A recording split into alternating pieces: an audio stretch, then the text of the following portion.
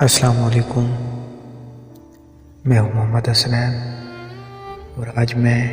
اپنی لکھی ہوئی غزل سنانے جا رہا ہوں، تو اینڈ تک لازمی سنیے گا اور لائک شیئر بھی کر دیں۔ کبھی اپنی ہنسی پر بھی آتا ہے غصہ، کبھی سارے جہاں کو ہنسانے کو جی چاہتا ہے، کبھی چھپا لیتے ہیں غموں کو کونے میں، کبھی کسی کو سب کچھ سنانے کو جی چاہتا ہے،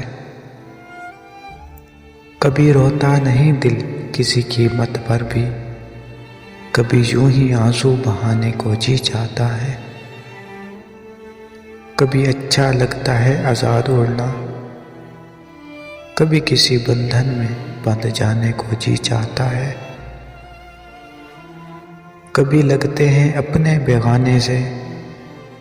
کبھی بیگانوں کو اپنا بنانے کو جی چاہتا ہے،